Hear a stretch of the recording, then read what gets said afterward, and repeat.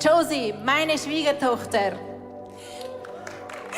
Ja, Jesus, als er am Kreuz hing, hatte er 5 durchbohrte Wunden, 2 davon in seinen Händen. Für all die, die schwach sind und zweifeln, sie können dort Hilfe finden. 2 davon in seinen Füßen. Für all diejenigen, die eigene Wege gegangen sind. Sie können sich voller Demut zu seinen Füßen knien. Und eine in die Seite. Für all die Zerbrochenen, die seine Intimität nötig haben. Weil Jesus, als er am Kreuz hing, hat er unsere Wunden geheilt. Und das lesen wir in dem Bibelvers. Und zwar im Jesaja 53, 4-5.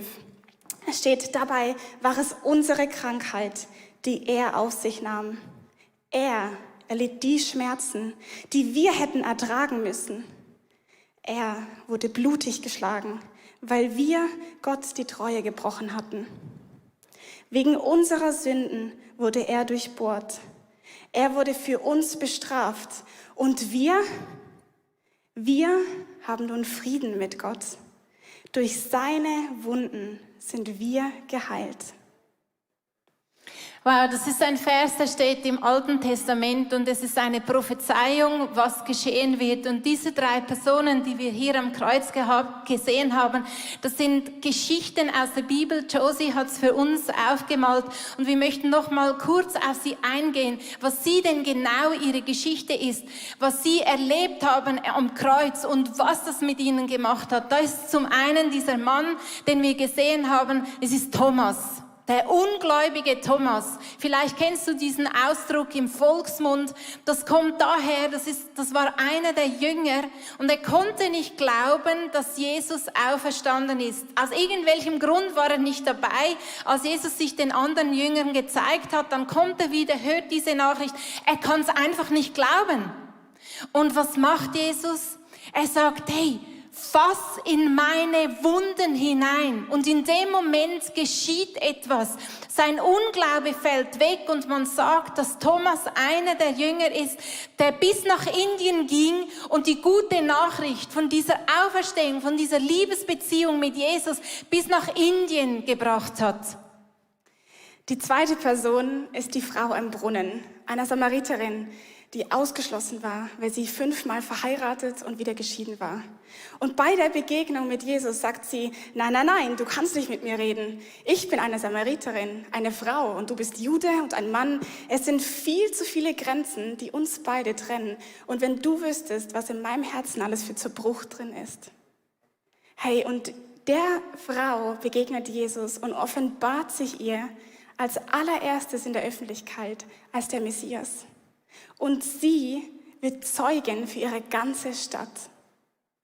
So krasse Geschichten. Und dann ist noch Maria, die Frau an den Füßen von Jesus, die dort etwas findet an Wiederherstellung. Sie ist eigene Wege gegangen und dabei gestolpert und sie findet an den Füßen von Jesus diese Vergebung. Und man sagt, es ist Maria von Magdala, Maria Magdalena. Das ist auch die Frau, die dann das Öl ausgegossen hat. Die Frau, die von 7 Dämonen befreit worden ist. Also so viel in ihrem Herzen aufnehmen konnte. Und man sagt auch, das ist die gleiche Maria, die als erstes die Botschaft von diesem auferstandenen Jesus zu den Jüngern getragen hat. Das ist die Maria an den Füßen von Jesus, durch seine Wunden geheilt. Und wir sehen, bei allen 3 Personen gibt es ein Prinzip. Alle 3 hatten eine Begegnung mit Jesus, die ihr Leben komplett verändert hat. Alle 3 haben ein Wunder erlebt, ein Erlebnis, das dann zu ihrem Zeugnis wurde. Und in die 3 Wörter nehmen wir euch gemeinsam rein. Danke, Josie. Das erste ist das Wunder. Im Johannes 3, Vers 16 steht, denn so sehr hat Gott die Welt geliebt, dass er seinen eingeborenen Sohn gab, damit jeder, der an ihn glaubt, nicht verloren geht, sondern ewiges Leben hat. Billy Graham sagt zu diesem Vers, das ist das Evangelium in einer Nussschale, sozusagen auf einen Satz komprimiert. Ich bin mit diesem Bibelvers aufgewachsen. Ich habe immer gespürt, dass meine Mutter etwas ganz Besonderes an diesem Bibelvers findet. Man sieht ihn auch auf Plakaten, aber ich muss dir ehrlich sagen, mich lässt dieser Vers kalt. Da kommt nichts an. Ich spüre nichts von dieser Liebe. Ich habe zwar einen Sohn, aber ich spüre nichts von diesem Vers, von dieser Liebe. Hingegen, wenn ich Offenbarung 21, Vers 3 lese, wo es heißt, und ich hörte eine große Stimme vor dem Stuhl, die sprach, siehe da, die Hütte Gottes bei den Menschen und er wird bei ihnen wohnen und sie werden sein Volk sein und er selbst, Gott mit ihnen wird ihr Gott sein. Weißt du, da kommt etwas an in meinem Herzen. Da spüre ich etwas. Da denke ich, wow, die Hütte Gottes bei den Menschen. Er ist uns so nahe und ich kann ihn fast spüren. Ich kann diese Hütte sehen. Ich kann die Zeltstadt sehen. Ich kann sehen, dass er mitten unter uns wohnt und denke, wow, das ist eigentlich krass. Ein Gott, der die ganze Welt gemacht hat und die Welt in seinen Händen hat und gleichzeitig bei uns wohnen will. Hier, in deinem Wohnzimmer. Die Hütte Gottes bei den Menschen. Warum kommt ein Bibelvers überhaupt nicht an? Und warum kommt ein anderer Vers so stark an? Und eigentlich sagen die beiden Verse ja das Gleiche aus.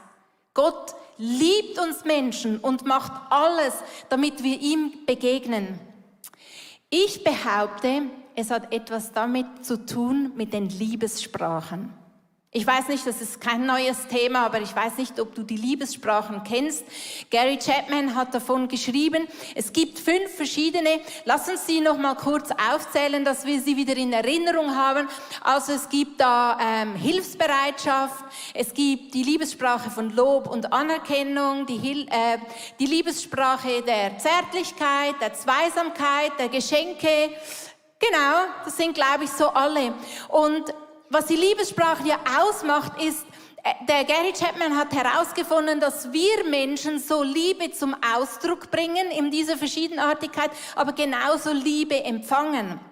Und spannenderweise funktionieren diese Liebessprachen auch in unserer Beziehung mit Gott. Ich habe zum Beispiel gelesen, dass die Liebessprache der Zärtlichkeit, das ist, wenn wir worshipen, das ist so wie wenn Gott uns anfassen würde.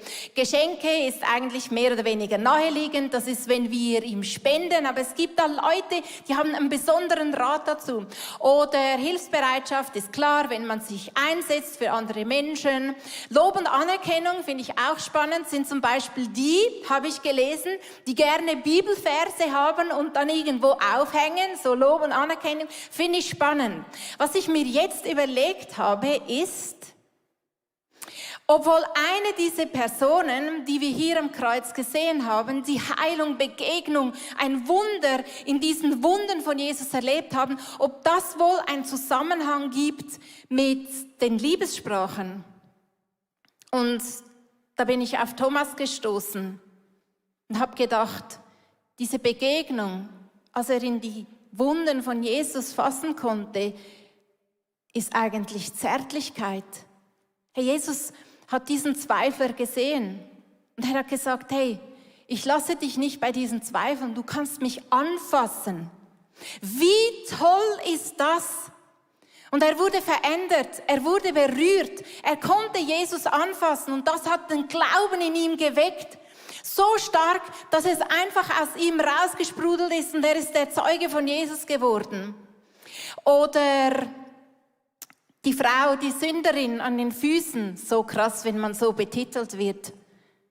Was hat sie wohl für eine Liebessprache? Von ihr heißt es, dass Jesus sagt, hey, wem viel vergeben worden ist, der kann auch viel lieben. Und das ist die Frau, die hat das Öl, das teure Öl genommen und die Flasche zerbrochen und die Füße von Jesus gesalbt. Sie hat ein Riesengeschenk gemacht. Warum?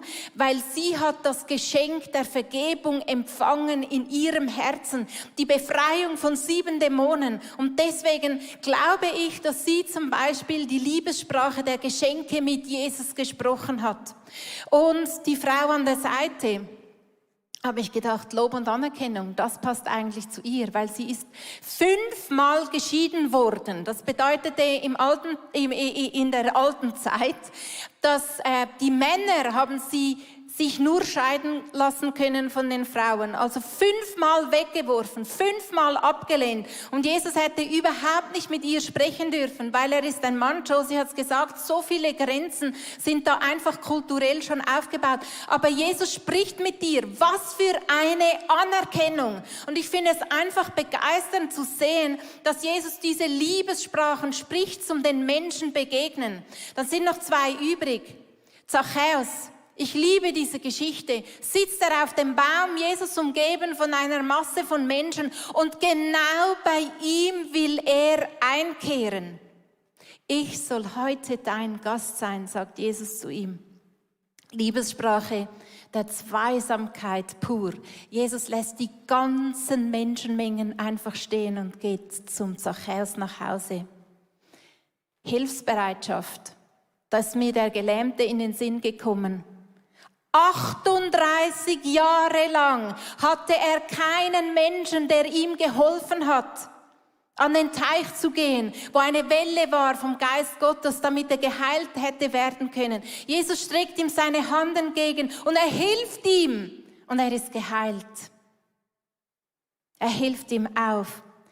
Ich finde es einfach eindrücklich, dass Jesus die Liebessprachen gebraucht, um dir und mir zu begegnen. Er hat offensichtlich ein Riesenanliegen, dass wir seine Liebe empfangen. Und das ist das Wunder. Das Erste, was es braucht. Ich möchte ganz kurz nochmal einen Abstecher machen. Was geschieht mit unserem Herzen, wenn diese Liebe ankommt? Ich habe gelesen im 1. Mose 45 vom Jakob. Jakob ist dieser Patriarch, also Abraham, Isaac, Jakob, dieser Jakob mit den 12 Söhnen, einer davon sein Lieblingssohn Josef mit dem bunten Kleid. Für den Fall, dass du die Geschichte kennst, geht ein Film ab, sonst erkläre ich dir noch 2, 3 Worte mehr.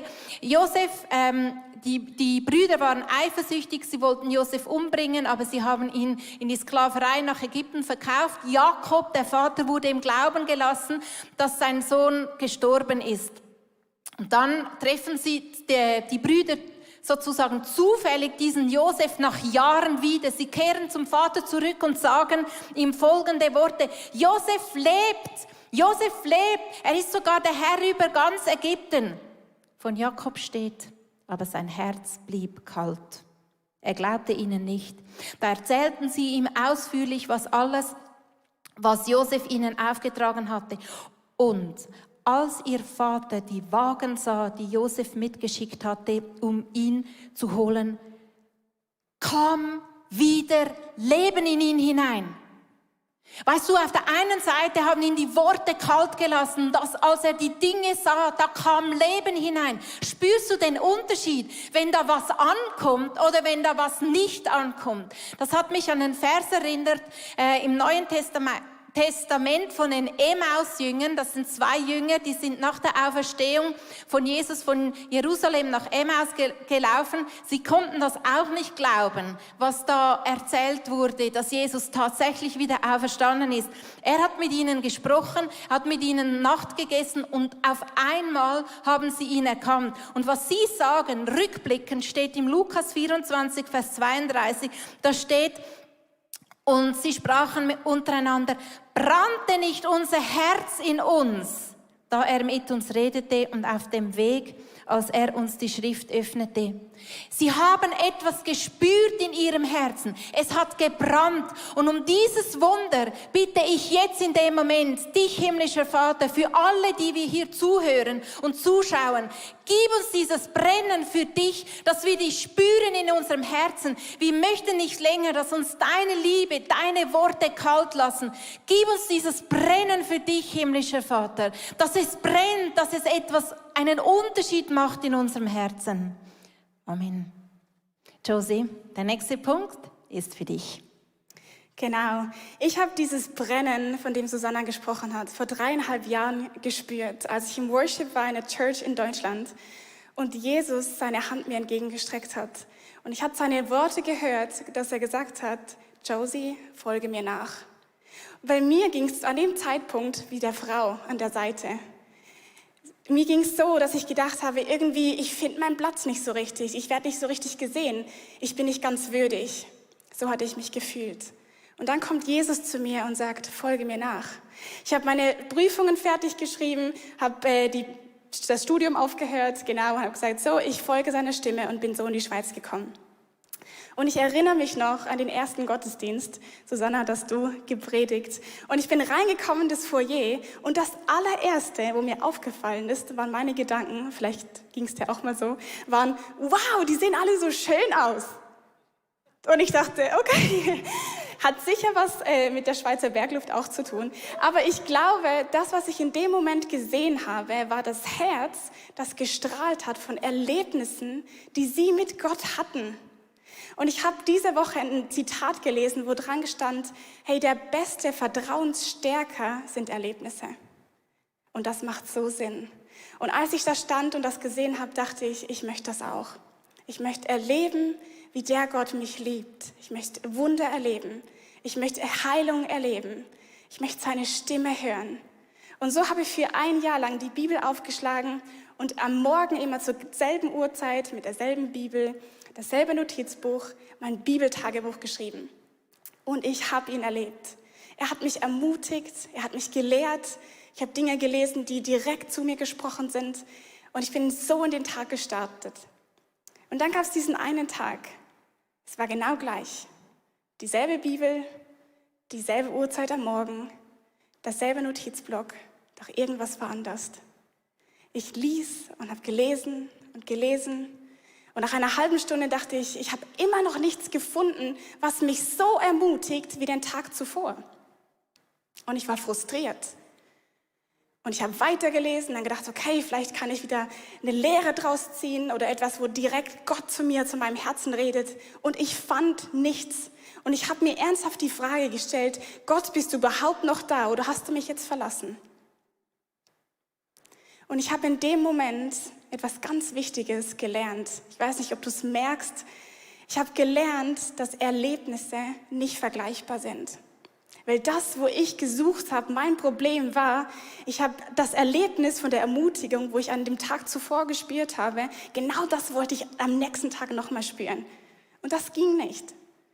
Ich erkläre es dir dem Beispiel. Stell dir vor, du gehst mit deiner besten Kollegin oder heute am Valentinstag mit deinem Partner, Partnerin ins Restaurant. Ihr habt einen wunderschönen Abend, gute Gespräche. Am nächsten Tag denkt ihr, hey, lass uns das nochmal machen. Das war so gut gestern. Und ihr geht ins gleiche Restaurant, der gleiche Sitzplatz, das gleiche Essen, der gleiche Kellner, aber die Gespräche und die Atmosphäre ist anders.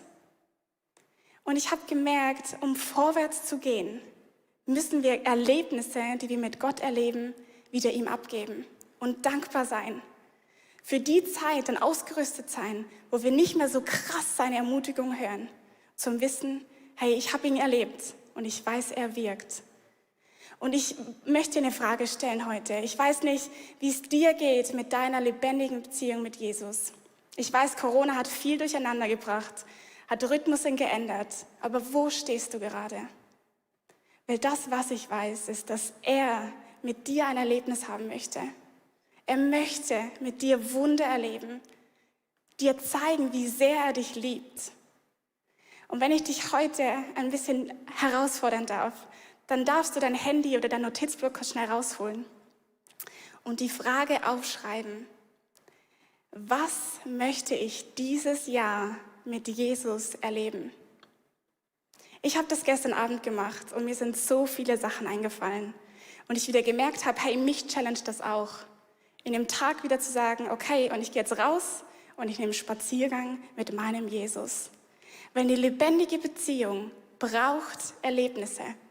Und die Erlebnisse stärken wieder unser Vertrauen in unseren Gott. Und er möchte Erlebnisse mit dir und ihm als die Hauptpersonen schreiben. Vielen Dank, Josie. In unserer Beziehung mit Gott ist es doch so, dass wir oft beim Kreuz stehen bleiben, bei dem, was Gott für uns getan hat. Aber diese 3 Personen heute Morgen, die wir gesehen haben, die haben diese Berührung erlebt. Da ist irgendetwas passiert am Kreuz. Aber das war nicht alles. Sie sind in ihrer Beziehung weitergegangen. Es hat ein Erlebnis daraus gegeben. Und mit diesem Wunder der Berührung, mit diesem Wunder des Erlebnisses, dann sind sie rausgegangen und es wurde ein Zeugnis daraus. Und das ist genau das, was ich uns allen wünsche in unserer Beziehung mit Gott. Wie Josie gesagt hat, Corona hat so viel gemacht mit uns in diesem Jahr. Es hat uns viel näher gebracht zu uns selber. Wir haben uns selber kennengelernt, vielleicht auch auf eine Art und Weise, wie es uns unangenehm ist. Corona ist ein Verstärker. Es hat Dinge lauter gemacht, als uns vielleicht lieb ist in unserem Leben. Und ich weiß nicht, wie es dir geht, aber vielleicht fühlst du dich genauso hilflos mit deinen Fragen, mit deinen Zweifeln, mit deinen Händen, auch ganz praktisch in dieser Zeit so hilflos. Und du kannst dich am besten identifizieren mit Thomas, selbst wenn du eine Frau bist. Vielleicht geht es dir wie der Frau am Brunnen. Du würdest dir diese Intimität wünschen, aber irgendwie hast du dich noch nie so getraut, auf das einzulassen, aus Angst, für das es wieder viel zu fest wehtut. Vielleicht kannst du dich am besten mit dieser Frau an Jesu Füßen identifizieren heute. Deine Füße haben dich an Orte getragen und du bist gestolpert. Das ist nicht das Ende dort.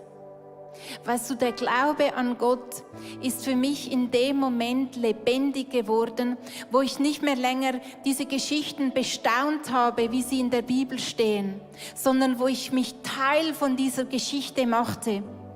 Vielleicht von Thomas für dich heute, vielleicht von der Frau am Brunnen, vielleicht von Maria Magdala, vielleicht aber auch von Zachäus.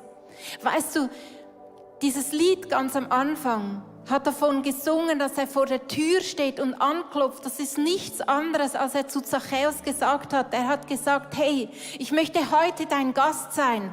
Was geht bei dir ab? Was spürst du? Was nimmst du wahr? Wenn Jesus sagt, vielleicht da, wo du zuschaust, zu Hause, und du denkst, er klopft jetzt an und er will rein. Lieber nicht, Jesus, es ist gerade ein Chaos, es sieht gerade unordentlich aus. Was geht dir durch den Kopf?